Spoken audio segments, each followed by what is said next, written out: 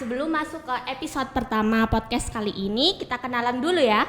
Perkenalkan, aku Angela Delvi dari Departemen PSDM, Himpunan Mahasiswa Program Studi Teknologi Informasi Universitas Brawijaya.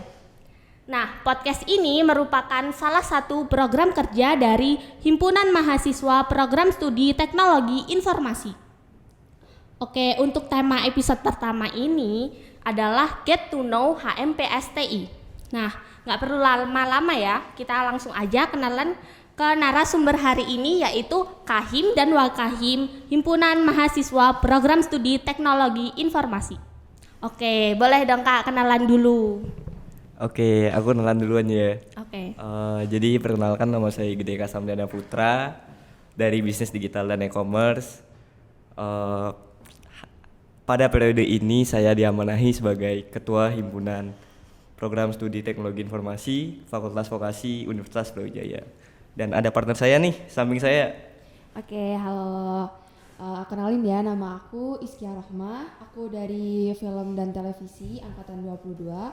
Di tahun ini, di periode ini aku diamanahi sebagai Wakil Ketua Himpunan. Oke, boleh dong sesuai dengan tema kali ini kan Get to Know ya. Boleh dong kakak-kakaknya share ke teman-teman, kan pasti banyak yang belum tahu nih, apa sih HMPSTI itu?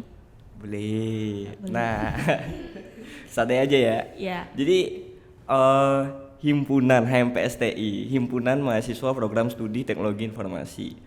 Nah, sebenarnya kalau dari segi sejarah, kita di Kabinet Adi Cakra yang sekarang ini atau Kabinet 2023 itu kita adalah angkatan yang kedua. Yang pertama itu angkatan 2022 lalu. Nah, karena yang awalnya itu ada beberapa bidang minat yang dulunya itu masih namanya jurusan, akhirnya dijadikan satu menjadi sebuah prodi, yaitu Teknologi Informasi.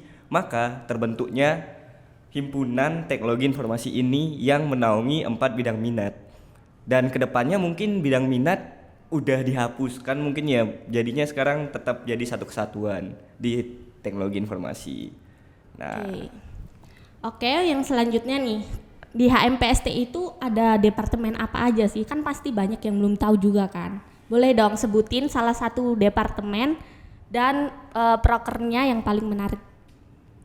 ayo Ki. Siapa dulu? Boleh, siapa? Iya, Bebas.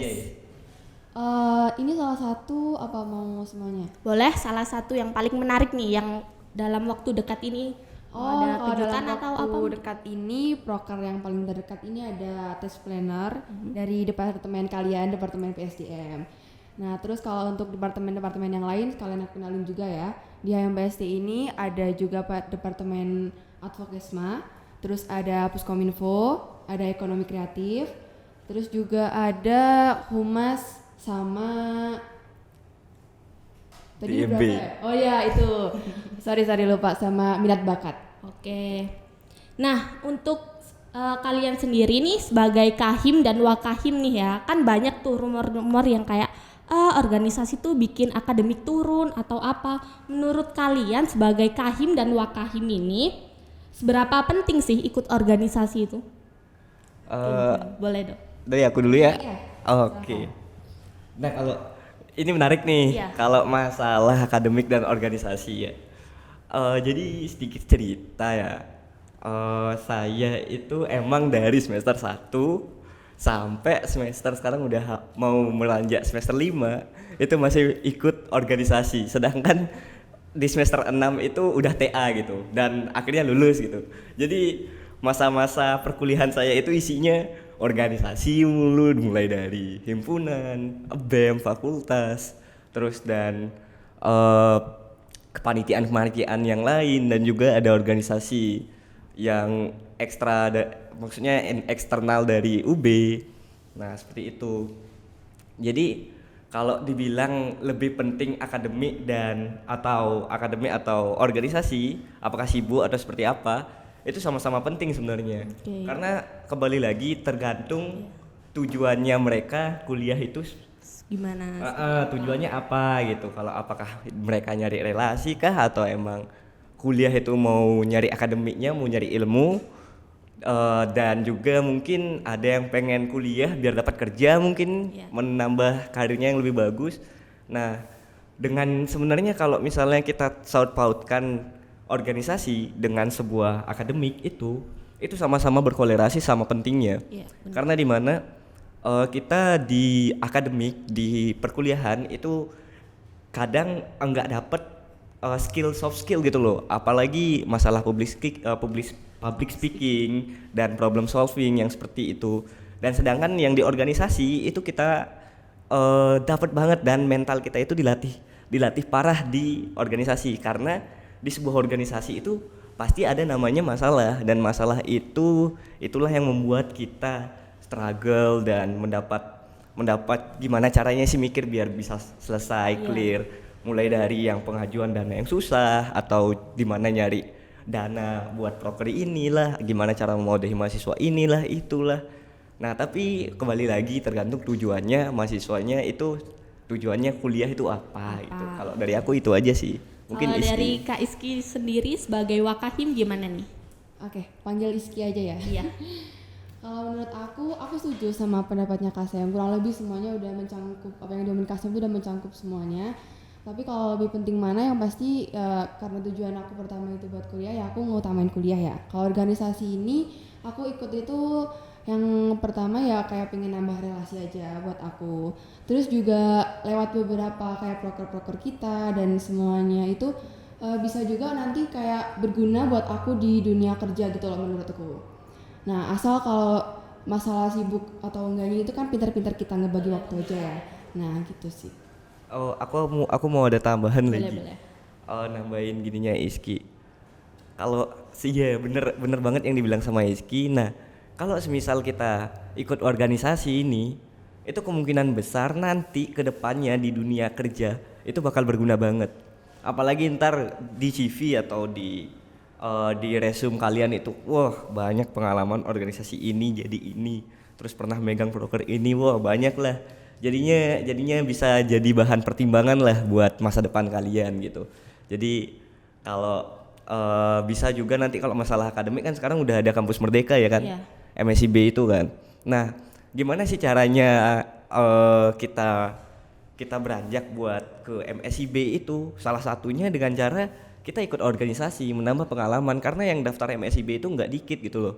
Nah sekarang gimana pola pikirnya itu, gimana sih kita caranya itu berbeda dari yang beda gitu, berbeda dari yang lain. Apa sih USP kita, istilahnya unique selling point kita gitu.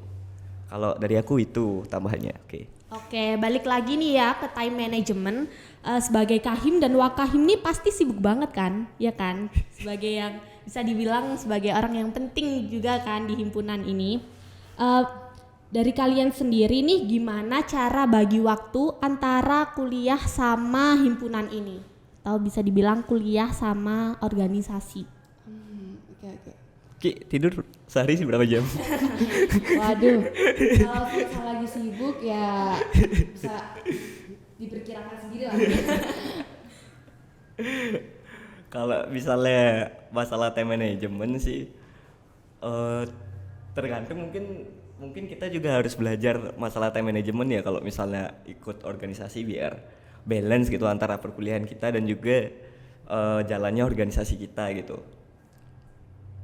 Ya, oke. Jadi kita harus punya time management lah istilahnya buat mempersiapkan itu biar istilahnya balance. Nah, gimana sih kalau caraku ya? Iya.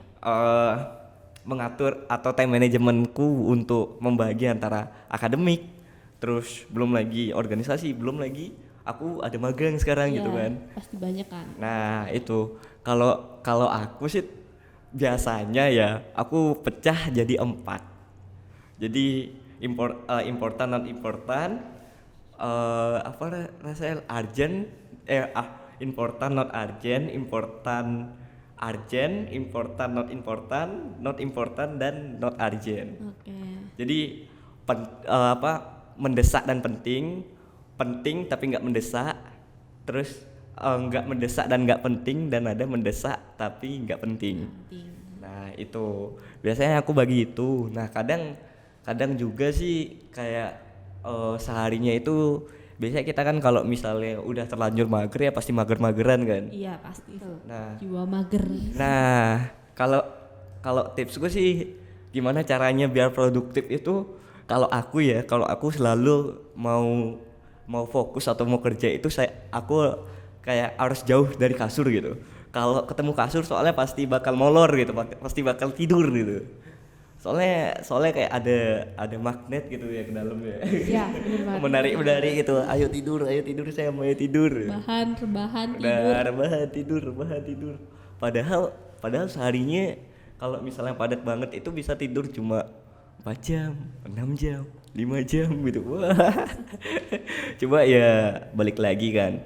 Kalau menurutku nggak apa-apa sih mengorbanin masa sekarang, yang penting di masa depan kita lebih enak. Oke. Bisa menikmati masa depan juga. Kalau dari Iskia sendiri gimana nih?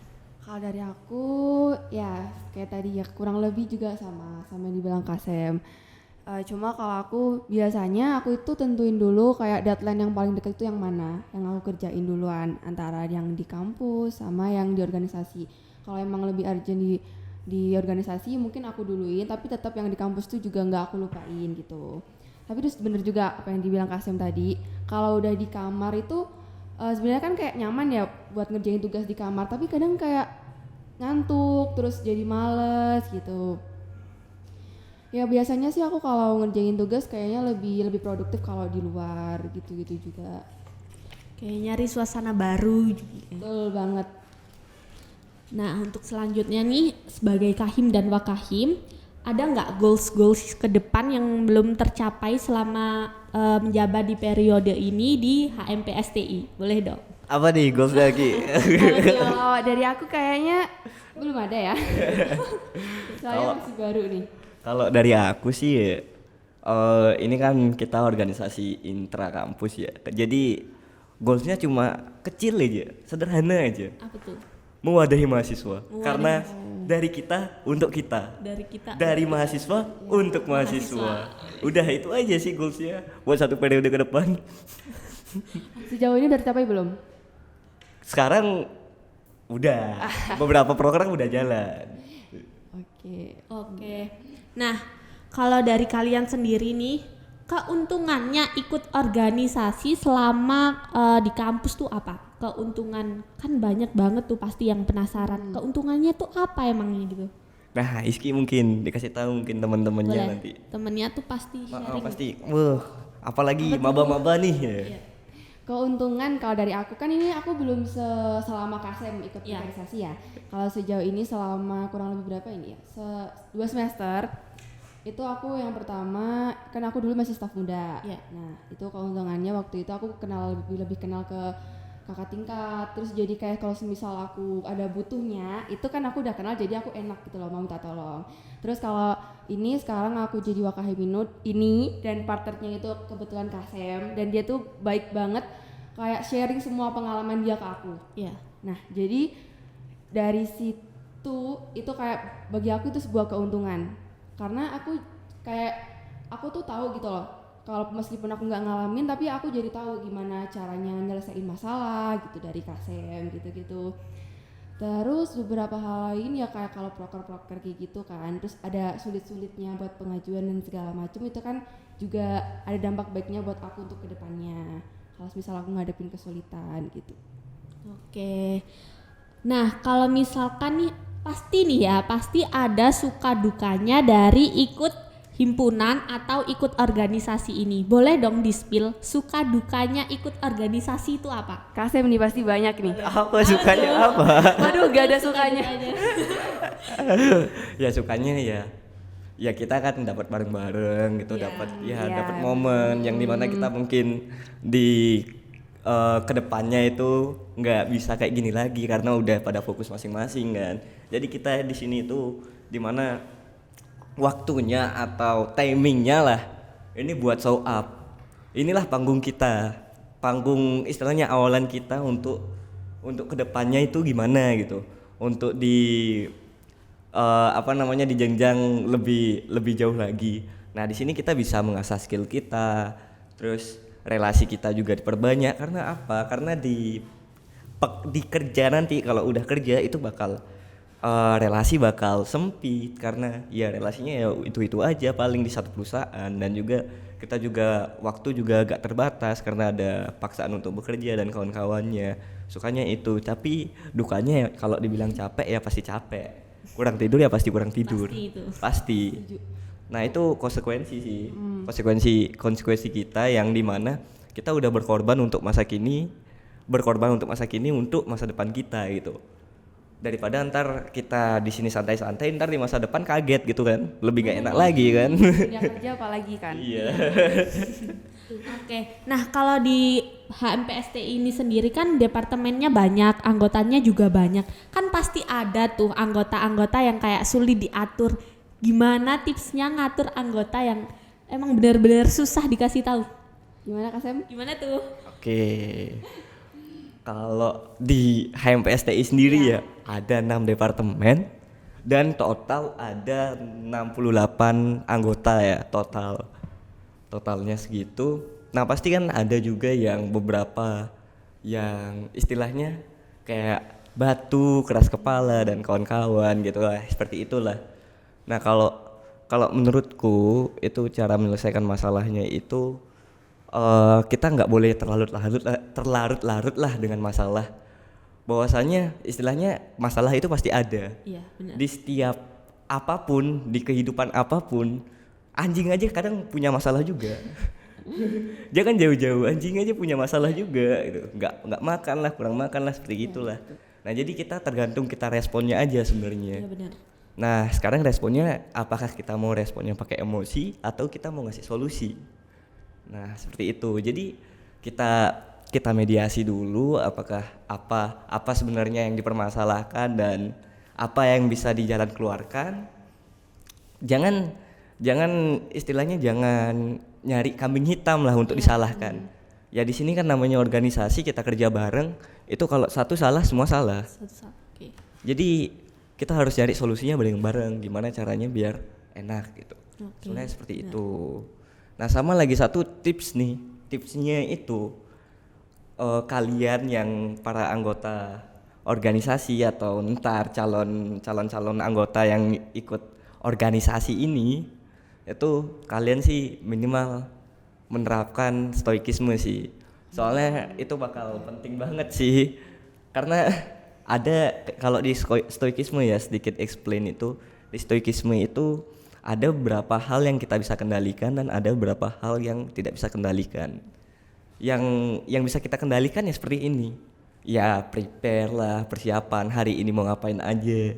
Terus kita harus lakukan apa, itu yang bisa kita kendalikan. Tapi yang nggak bisa kita kendalikan adalah omongan orang itu seperti apa, terus perkiraan orang itu seperti apa, terus emosinya mereka itu seperti apa, itu nggak bisa kita kendalikan. Jadi usahakan itu fokus ke apa aja yang bisa kita kendalikan aja dulu. Nanti kalau masalah yang nggak bisa dikendalikan itu tergantung merekanya lah yang nanggep gitu. Jadi istilahnya bodo amat gitu. Ya benar banget. Nah kalau ini balik lagi ya, kan tadi itu suka dukanya ikut organisasi. Pasti banyak banget dari teman-teman yang pengen nanti kedepannya jadi kahim dan wakahim. Boleh dong di-spill suka dukanya jadi kahim dan wakahim. Rizky, ayo Rizky.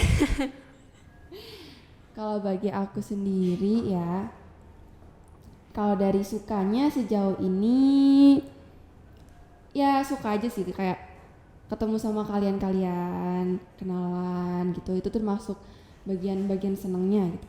Kalau dari duka itu kan sebenarnya awalnya tuh nggak ada apa ya, kayak nggak nyangka gitu loh aku jadi wakahim. Nah terus kemudian ya diamanahi di posisi kayak gini. Kalau dukanya tuh lebih ke gimana sih cara kayak aku tuh kadang takut kalau semisal himpunan ini tuh kayak nggak berjalan sesuai dengan ekspektasi kita ya, ke rencana gitu. Terus kadang aku juga takut kayak kalau misal nanti kedepannya ada apa-apa gimana. Sebenarnya kayak lebih ke ini aku aja sih, lebih ke pemikiran aku gitu sebenarnya kalau dari dukanya. Kalau dari Kak Sam sendiri gimana sebagai kahim di HMPSTI? Wah. Banyak pusingnya pasti. Suka aja ya suka pusing gitu. Jadi ya kalau dari aku ya sukanya itu ya jujur aku suka bermanfaat buat orang. Oke, Jadi kalau prinsipku ini dari dulu dari kecil itu kayak aku tuh harus ngebahagiain orang gitu. Kalau nggak ngebahagiain orang tuaku juga, ya minimal orang terdekatku lah, misalnya orang tua juga teman-teman juga. Nah aku seneng lihat kalian tuh bahagia, seneng kalian belajar gitu. Nah aku jujur aja suka ngajarin juga, suka nge-explain sesuatu. Kadang aku suka sharing-sharing. Soalnya ya emang kayak gitu prinsipku seperti itu kalau sukaku. Nah kalau dukanya sih ya seperti tadi ya pusing lah ya. Pusing ada masalah ini ada masalah itulah, belum inilah, belum itulah, belum lagi ada magang lah ya seperti itu pasti sibuk kan. Cuma itulah yang bakal ngebentuk kalian, yang bakal ngebentuk kita 10 tahun ke depan. Karena diri kita yang sekarang duduk di sini semua itu adalah cerminan kalian, itu apa yang kalian lakuin 5 tahun sebelakang. 5 tahun, minimal 5 tahun lah. 5 tahun. Iya. Jadi nggak mungkin kalian maksudnya nggak belajar lah, nggak ambis masalah UTBK atau nggak mau kuliah di UB, nggak mungkin di sini kan? Ya benar. Nggak mungkin kita duduk di sini kan, nggak Ya, mungkin masuk TI kita juga. ketemu sekarang. Iya. Kalau kita nggak berusaha nyari TI gitu atau nggak ada usahanya atau seperti apa, nggak ada interestnya lah istilahnya ya, seperti itu loh contoh kecilnya. Oke, untuk yang terakhir nih, boleh dong kesan dan pesannya sendiri untuk HMPSTI dari Kahim dan Wakahim nih. Apa tuh? Kesannya Iski mungkin? Ayo Iski.